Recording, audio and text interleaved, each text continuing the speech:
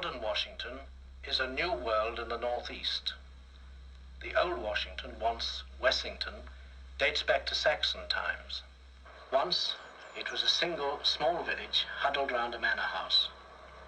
The new Washington will contain 18 villages by the time it's completed in the 1980s. Old man of Corsia, the time is drawing near. You'll have to change your language, lads. You'll have to change your beer. Washington was a fantastic success. And being from Washington, when it was the old sort of council estates, etc., seeing Washington grow from what it was from like a mining place to what it is now, or what it was at the time, was just stunning. I'm glad I was a part of it. One of the things I do remember was that when there was the miners' strike was on, I think in 70, there was a 72 strike, or a 74 strike. We didn't have any coal because we still had coal fires in the house, so we didn't have any coal. So there was my dad and my younger brother Dave and me. He said, "Right, I've got a job for you tonight." So we had to go out in darkness, because no lights. He had his bike. We had an empty sack. We drove across the road into the massive field in the pit. I don't know how we got over the fence or whatever, to collect any surplus coal that would be left there to keep our fire going. So we weren't keeping an eye in case the police saw us, anything like that. But I'm sure a lot of families who lived in that area would have done the same thing. Things had changed because, I mean, as I said, they attended this seminar by Stephen Holly at Washington Grammar School, saying what was going to happen. And they were really up for it because they realised, things had changed. Probably the mines weren't going to be there forever. So I would say they welcomed the change.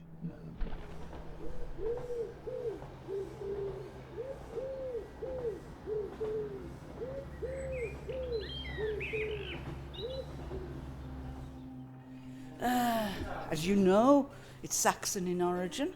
The name tells you that, if you know anything about it. It's simply, literally, if you take the name, it's Washington, but it was originally a Saxon name, so the first part of it is the name of the family that came here.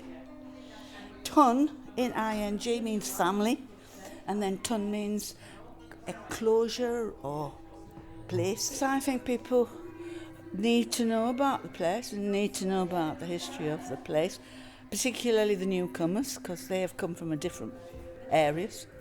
So they certainly don't know, or some of them don't know about it. Some of them do. Some of them are interested. I didn't grow up in Washington. I didn't come to Washington until 1988. Right. So as it is, it has changed since we've got here. Obviously, we've got the new leisure centre and the galleries has changed enormously. But yeah, it's what I call home. So before they built the new leisure centre, there was a pond behind where the leisure centre is now, and they took the pond away to make room for the new leisure centre.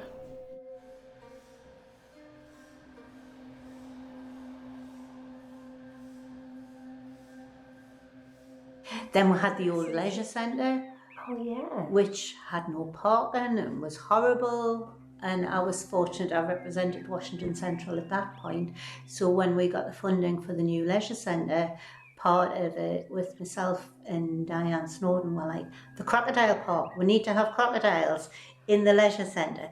So when you look at the soft plate, there are crocodiles in there. And there's also some artwork crocodiles. If you look as to where the swimming area is, we did some work with local schools to get them to come forward with it. I did the Lambton one, and I got children to put their thumbprints on everything. So Lewis, my eldest grandson, was there. Alex was not quite in nursery, but I did get one of his thumbprints in there as well. So it just so nice, those lovely little opportunities that I've had to be able to put something in because I live here. It makes me really proud.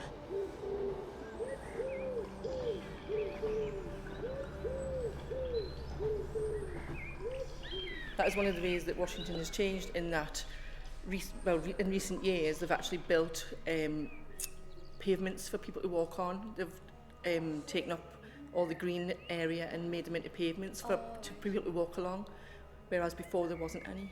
So before, did everyone have to use the underpass, or were people just walking on the roads?